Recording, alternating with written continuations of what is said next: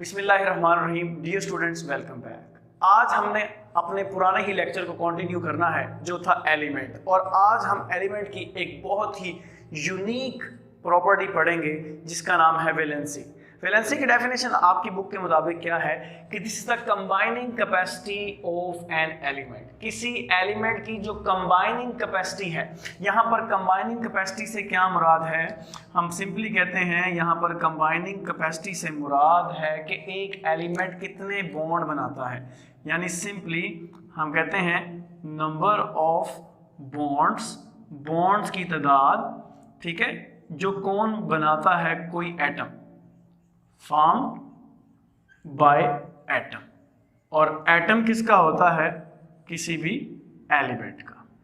तो जितने भी कोई एलिमेंट का एटम बॉन्ड बनाएगा वो उसकी क्या कहलाएगी, वैलेंसी, जिसको हम शॉर्टली कहते हैं combining capacity of an element. अगर बात करें डिपेंडेंस की कि ये किस पर डिपेंड करती है, तो ये डिपेंड करती है on the number of electron in the valence shell, यानी नंबर ऑफ इलेक्ट्रॉन्स कहाँ पर, इन द वैलेंस शेल। अब मैं यहाँ पर आपको बताता चलूँ कि वैलेंस शेल कौन सा होता है। अगर आपके पास ये एक एटम है और एटम के गिर्द आपको पता है इलेक्ट्रॉन घूमते हैं, इलेक्ट्रॉन गर्दिश करते हैं आउटसाइड द न्यूक्लियस, तो जो सबसे बाहर वाला शेल होता है, आउटर मोस्ट शेल, उसे वैलेंस शेल कहा जाता है। डियर स्टूडेंट, आपके इस टॉपिक में हमने कॉन्सेप्ट ऑफ वैलेंसी को छोटे छोटे चंक्स, छोटे छोटे पार्ट में डिवाइड किया हुआ है। जैसे कि सबसे पहले हम देखेंगे अगर कोई कंपाउंड कोवलेंट है, कोवलेंट बॉन्ड क्या होता है, डिटेल आने वाले चैप्टर्स में हम पढ़ेंगे, लेकिन आज हम देखेंगे कि कोवलेंट कंपाउंड की वैलेंसी क्या होती है। तो बहुत ज़्यादा सिंपल है, और वो क्या है, आप पहले एग्जाम्पल्स देख लें। यहाँ पर हमारे पास मौजूद है chlorine. Chlorine can form one bond with hydrogen. Then हमारे पास आती है oxygen. Oxygen can form two bonds with hydrogen. फिर हमारे पास आती है नाइट्रोजन, और nitrogen can form three bonds with hydrogen. So very simple, the concept of valency in the covalent compound is very simple as, किस तरह ये simple है, जितने हाइड्रोजन किसी के साथ अटैच होंगे वही उसकी क्या होगी, वैलेंसी होगी। फॉर एग्जाम्पल क्लोरीन के साथ एक हाइड्रोजन अटैच है तो इसकी वैलेंसी क्या होगी, 1। ऑक्सीजन के साथ 2 हैं तो इसकी वैलेंसी 2। नाइट्रोजन के साथ 3 हैं तो इसकी वैलेंसी 3। याद रखिएगा, कोवलेंट कंपाउंड ऐसे कंपाउंड होते हैं जिसमें इलेक्ट्रॉन की शेयरिंग होती है, यानी जिसमें कोवलेंट बॉन्ड होता है। अगर एक इलेक्ट्रॉन क्लोरीन दे रहा है तो एक इलेक्ट्रॉन हाइड्रोजन दे रहा होगा, और इस तरह इनमें आपस में जो शेयरिंग से बॉन्ड बनेगा उसे कोवलेंट बॉन्ड कहते हैं। आप concept of valency in the covalent compound को इस तरह भी कह सकते हैं कि number of the covalent bond form by the atom. जितने वो कोवलेंट बॉन्ड बनाएगा वही किसी कोवलेंट कंपाउंड की वैलेंसी होगी। लेकिन आपकी बुक ने इसे हाइड्रोजन के रेफरेंस से बताया है कि जितने हाइड्रोजन किसी एलिमेंट के साथ लगे होंगे, किसी एलिमेंट के एटम के साथ लगे होंगे, वो उसकी क्या होगी, that will be the valency.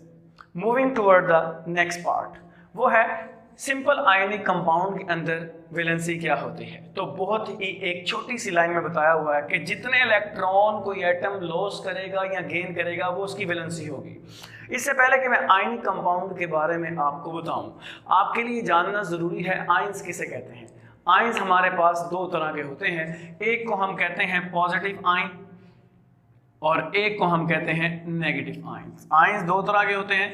Number 1 हमारे पास होता है पॉजिटिव आयन, और नंबर 2 हमारे पास होता है नेगेटिव आयन। जैसे सोडियम एक पॉजिटिव आयन है और क्लोराइड एक नेगेटिव आयन है।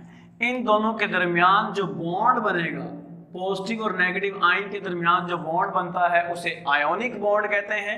और ये जो एक कंपाउंड आपके सामने इस वक्त बना हुआ है इसे कहते हैं आयोनिक कंपाउंड। अब आयोनिक कंपाउंड में वैलेंसी का कॉन्सेप्ट क्या है, आयोनिक कंपाउंड में वैलेंसी का कॉन्सेप्ट ये है कि कोई जितने इलेक्ट्रॉन लॉस करेगा या गेन करेगा वही उसकी वैलेंसी होगी। For example talking about the sodium, sodium एक मेटल है, इसका एटॉमिक नंबर 11 है और ये इसकी इलेक्ट्रॉनिक कॉन्फ़िगरेशन है। इलेक्ट्रॉनिक कॉन्फ़िगरेशन हमारा नेक्स्ट जो चैप्टर है उसका ये टॉपिक है। 1s2 2s2 एंड उसके बाद आता है हमारे पास 2p6 एंड 3s1। याद रखें हमने वैलेंसी का टॉपिक शुरू किया, हमने कहा था कि बॉन्ड बनाने में वैलेंस शेल हिस्सा लेता है, बैरूनी शेल हिस्सा लेता है और यहाँ पर बैरूनी शेल है कौन, 3s1। यानी अगर मैं कहूँ सोडियम के सबसे बाहर वाले शेल में कितने इलेक्ट्रॉन मौजूद हैं तो वो है 1, पहले में 2 इलेक्ट्रॉन, दूसरे में 8 इलेक्ट्रॉन और आखिरी शेल में मौजूद है सिर्फ और सिर्फ 1 इलेक्ट्रॉन। डियर स्टूडेंट्स, इसी के साथ बात करें क्लोरीन की, तो क्लोरीन जो है इसका एटॉमिक नंबर 17, इसके पहले शेल में 2 इलेक्ट्रॉन, दूसरे शेल में इसके पास 8 इलेक्ट्रॉन, 2 and 6 8 और फिर होता है 3s2 एंड 3p5। ये इसका तीसरा शेल है, ये इसका सबसे बैरूनी शेल है, वैलेंस शेल है। अगर आपको इन दोनों की समझ नहीं आ रही इलेक्ट्रॉनिक कॉन्फ़िगरेशन क्या है, घबराना नहीं है, ये हमारे नेक्स्ट जो हमारा चैप्टर है उसमें ये टॉपिक आने भी है। सिंपली मैं आपको ये बताना चाहता हूँ कि क्लोरीन जो है इसके बाहर वाले शेल में, पहले शेल में 2 इलेक्ट्रॉन, दूसरे में 8 और एंड वाले में 7 इलेक्ट्रॉन मौजूद होते हैं। सोडियम के 1 इलेक्ट्रॉन होता है और क्लोरीन के बाहर मौजूद होते हैं 7 इलेक्ट्रॉन। ये अपना 1 इलेक्ट्रॉन जो है जिसको मैं यहाँ पर ब्लू कलर से शो कर देता हूँ, शेयर सेंड कर दे, यहाँ पे वर्ड शेयर नहीं कहना, बिल्कुल मुकम्मल ट्रांसफर कर देता है, यानी अब वो इसका हो चुका है और यहाँ से इसमें से ये इलेक्ट्रॉन निकल जाता है, जिसकी वजह से सोडियम पॉजिटिव आयन बना देता है क्योंकि इससे इलेक्ट्रॉन निकल चुका है, नेगेटिव चार्ज निकल चुका है, और क्लोरीन बदल जाता है नेगेटिव आयन के अंदर क्योंकि इसने इलेक्ट्रॉन लिया है, नेगेटिव आयन लिया है। यानी सिंपली अगर मैं कहना चाहूँ तो यहाँ पर क्या हुआ है, सोडियम ने अपना 1 इलेक्ट्रॉन लॉस किया है और पॉजिटिव आयन बना दिया है, उसी इलेक्ट्रॉन को क्लोरीन ने गेन किया है और वो बदल चुका है नेगेटिव आयन के अंदर। और यूं इलेक्ट्रॉन देने और लेने के बाद जो बॉन्ड बनता है उसे आप कहते हैं आयोनिक बॉन्ड। और अगर बात करें सोडियम की वैलेंसी क्या है, तो कॉन्सेप्ट ऑफ वैलेंसी के मुताबिक जो जितने इलेक्ट्रॉन गेन करेगा या लॉस करेगा, गेन करेगा या लॉस करेगा वही इसकी वैलेंसी होगी। फर्क क्या है, अगर कोई लॉस करेगा, कोई खो देगा तो उसकी वैलेंसी पॉजिटिव 1 होगी और अगर कोई गेन करेगा तो उसकी वैलेंसी नेगेटिव 1 होगी। फर्क सिर्फ इतना है, जो इलेक्ट्रॉन लॉस कर रहा होगा उस पर पॉजिटिव आयन आएगा। Electron is the negativity, negative charge है, तो नेगेटिविटी को जो खुद से दूर कर देता है वो पॉजिटिव हो जाता है और यूं इनमें एक बॉन्ड बनेगा जिसे आप कहते हैं आयोनिक बॉन्ड कहते हैं। और सिंपली मैंने दोबारा बता देता हूँ आपको, जितने इलेक्ट्रॉन लॉस किए जाएंगे वही वैलेंसी होगी। कोई 1 लॉस करेगा उसकी 1 होगी, कोई 1 गेन करेगा उसकी भी 1 होगी। फर्क इतना है, लॉस करने वाले की पॉजिटिव और गेन करने वाले की क्या होगी, नेगेटिव होगी। अब एक छोटा सा आपको मैं एक पैटर्न कुलिया बता देता हूँ कि अगर आप ये जानना चाहते हैं कौन लॉस करेगा तो और कौन गेन करेगा, तो इसका बहुत सिंपल सी बात है। आप फर्ज कर लें दिस इज द 4 इलेक्ट्रॉन्स, ये बिल्कुल सेंटर में मौजूद है। 4 से नीचे आता है 3, 3 से छोटा डिजिट होता है 2 और 2 से छोटा डिजिट होता है 1 और 4 से आगे आता है 5 और 5 के बाद आता है हमारे पास 6 और 6 के बाद हमारे पास आता है 7 और 7 के बाद आता है 8। ये 4 जो है ना, this is your mid line, ये आपका सेंटर है। याद रखिएगा जिसके पास भी आउटर मोस्ट शेल में 4 इलेक्ट्रॉन होंगे वो शेयरिंग करेगा, शेयरिंग। उससे नीचे वाले जितने भी होंगे यानी 3 2 1 वो इलेक्ट्रॉन लॉस करेंगे और उससे ऊपर जितने भी होंगे वो इलेक्ट्रॉन को गेन करेंगे। एग्जाम्पल्स के साथ देखते हैं। जैसे सोडियम, सोडियम के बाहर एक इलेक्ट्रॉन होता है, मैग्नीशियम के पास 2 होते हैं, एल्यूमिनियम के पास 3 इलेक्ट्रॉन होते हैं। और आज ही हमने देखा सोडियम एक इलेक्ट्रॉन को लॉस कर देता है और पॉजिटिव आयन बना देता है। इसी तरह मैग्नीशियम भी लॉस करता है लेकिन 2 लॉस करता है, और एल्यूमिनियम 3 लॉस करता है। क्यों? क्योंकि इसके बाहर वाले शेल में इलेक्ट्रॉन 1 है, इसके बाहर वाले शेल में इलेक्ट्रॉन 2 हैं, और इसके बाहर वाले शेल में इलेक्ट्रॉन कितने हैं? 3 है। जिसके 1 है वो 1 लॉस करता है, जिसके 2 है वो 2 लॉस करता है, जिसके 3 है वो 3 लॉस करता है, और 4 वाला शेयर करता है। इसी तरह जिसके पास 5 होते हैं, अब 4 के बाद मैंने कहा था गेन करता है, वो 3 गेन करता है, 3 वो 3 क्या करता है? गेन करता है। और 6 वाला 2 गेन करता है, 7 वाला 1 गेन करता है। इसकी एग्जांपल हमारे पास क्या है? इसकी एग्जांपल हमारे पास है नाइट्रोजन, ऑक्सीजन, फ्लोरीन या क्लोरीन। ठीक है जी। 8 वाले स्टेबल होते हैं, 8 वाले स्टेबल होते हैं, और जो हमारी लोअर क्लासेस होती हैं छोटी, जैसे 8, 9, 10 में, इसमें बताया जाता है कि हर एलिमेंट चाहता है उसके बाहर 8 इलेक्ट्रॉन आ जाएं, क्योंकि 8 इलेक्ट्रॉन लव्स ऑक्टा, ये ऑक्टेट रूल है। पहले ये समझा जाता था और अभी भी आपकी क्लास में ये समझा जाता है 9th ग्रेड तक, कि हर एलिमेंट चाहता है उसके बाहर वाले शेल में 8 इलेक्ट्रॉन हो, क्योंकि नोबल गैसेस के बाहर वाले शेल में भी 8 इलेक्ट्रॉन होते हैं। इस वजह से वो क्या होती हैं? स्टेबल होती हैं। उनका ऑक्टेट रूल क्या होता है? पूरा होता है। इस वक्त हम सिर्फ ऑक्टेट रूल की क्या कर रहे हैं? बात कर रहे हैं। और हर कोई चाहता है कि उसके बाहर वाले शेल में कितने इलेक्ट्रॉन हो जाएं? 8 हो जाएं। और कोई इसको इलेक्ट्रॉन को लॉस करके 8 करता है, कोई इलेक्ट्रॉन को गेन करके 8 करता है। हर कोई चाहता है कि 8 इलेक्ट्रॉन हो जाएं। हम सोडियम और क्लोरीन की एग्जांपल में इसको देख भी चुके हैं और दोबारा एक बार देख लेंगे। हाँ, ये 3 इलेक्ट्रॉन गेन करता है, 5 + 3 = 8। ये 2 इलेक्ट्रॉन गेन करता है, और ये 7 + 1 1 इलेक्ट्रॉन गेन करता है। क्योंकि ये गेन कर रहा है इसलिए इस पर 3 इसने गेन किए हैं तो -3, इसने 2 गेन किए हैं तो -2, इसने 1 गेन किया है -1। बस आयनिक कंपाउंड में क्या होता है? जो जितने गेन करता है उस पर उतना नेगेटिव आता है, और जो जितने लॉस करता है उतना उस पर पॉजिटिव चार्ज आता है। तो डियर स्टूडेंट, यहाँ पर अभी हमने सोडियम की एग्जाम्पल देखी थी, तो let me clear it once again.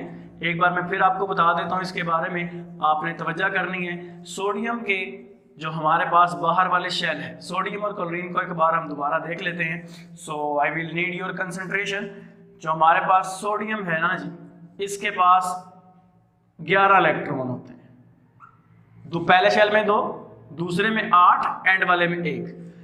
Chlorine के पास पहले शेल में 2, दूसरे में 8 और लास्ट में 7।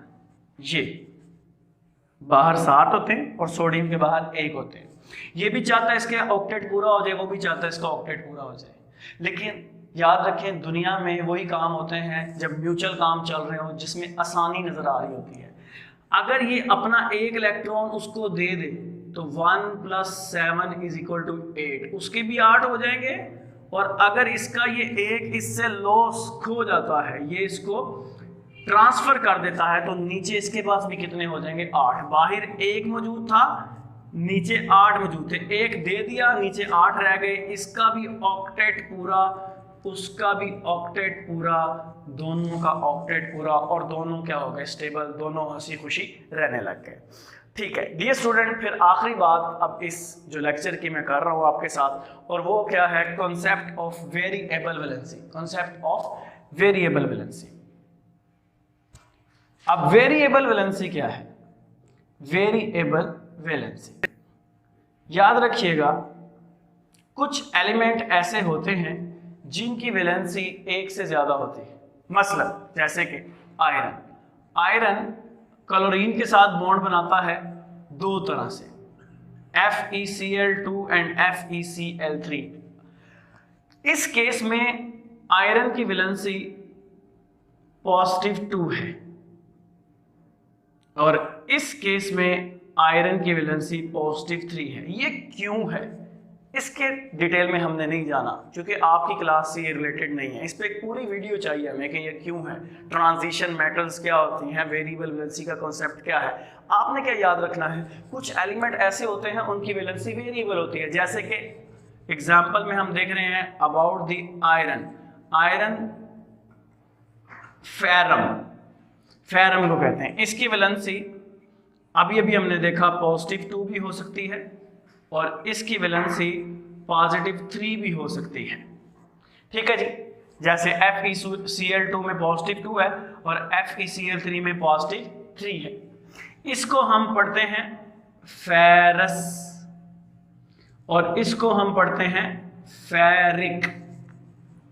ठीक है जी, ये लफ्ज फेरम था, यम की जगह यहां पर आ गया OUS और यम की यहां पर आ गया इक।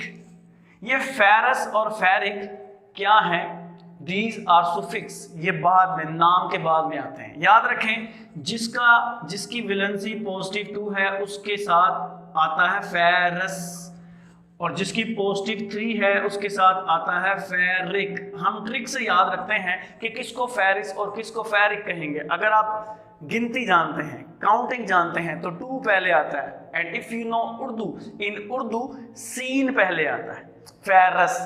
फिर दोबारा काउंटिंग में 3 पहले आता है और अलिफ बे उर्दू की जो होती है उसके अंदर काफ बाद में आता है। तो गिनती में 2 पहले आता है, उर्दू में सीन पहले आता है, फेरस। और इसी तरह गिनती में 3 बाद में आता है और काफ भी बाद में आता है, फेरिक। और भी मिसालें हैं आपकी बुक में, यहाँ पर आयरन के सल्फेट के जो आयन है उसके साथ एग्जांपल दी हुई है। तो ये था हमारा टॉपिक। तो इंशाल्लाह ताला अगले लेक्चर में मिलेंगे एक नई वीडियो के साथ। तब तक अपना ख्याल रखिएगा। फी अमानिल्लाह।